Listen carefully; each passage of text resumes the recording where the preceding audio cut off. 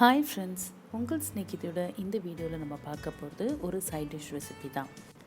Tiffin செய்கிறத விட அதுக்கு சைட் டிஷ் செய்கிறது தான் ஒரு பெரிய கொஸ்டின் மார்க்காக இருக்கும். அந்த வகையில் நம்ம சேனலில் நிறைய சைட் டிஷ் ரெசிபிஸ் இருக்குது.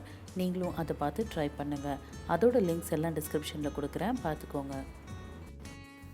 இன்றைக்கி நம்ம பார்க்க போகிற ரெசிபி என்னென்னு பார்த்திங்கன்னா வேர்க்கடலை சட்னி. இந்த சட்னி ரொம்ப சீக்கிரமாகவே அரைச்சிடலாம், ரொம்ப ஈஸியாகவும் இருக்கும், ரொம்ப டேஸ்ட்டாகவும் இருக்கும். இப்போ அதை எப்படி பண்ணுறதுன்றதை பார்த்துடலாம். அரை கப் அளவுக்கு வறுத்த வேர்க்கடலை எடுத்திருக்கேன். இது தோல் எடுத்தும் யூஸ் பண்ணலாம், தோல் எடுக்காமல் யூஸ் பண்ணலாம். ஒரு பெரிய வெங்காயம், காரத்துக்கு ஏற்ற மாதிரி மிளகாய் வத்தல், தேவையான அளவு உப்பு, புளி. இப்போ இந்த வேர்க்கடலை, மிளகாய் வத்தல், உப்பு, புளி எல்லாத்தையும் மிக்சியில் போட்டு அரைச்சிக்கலாம். நல்லா கொஞ்சம் தண்ணி ஊற்றி நல்லா ஃபைன் பேஸ்ட்டாக அரைச்சிக்கோங்க.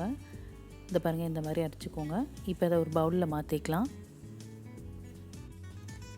அடுத்ததாக இதை இப்போ தாளிச்சிக்கலாம். கடாயில் எண்ணெய் ஊற்றி ஹீட் பண்ணியிருக்கேன்.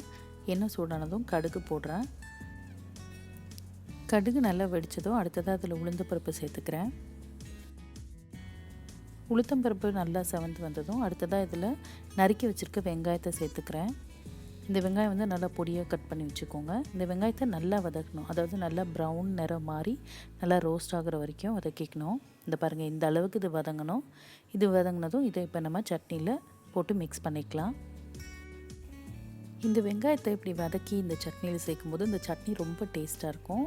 நீங்களும் ட்ரை பண்ணி பாருங்கள். அவ்வளோதான், நம்ம வேர்க்கடலை சட்னி ரெடி ஆகிடுச்சு. ரொம்ப சுவையாக இருக்கும், ட்ரை பண்ணி பாருங்கள்.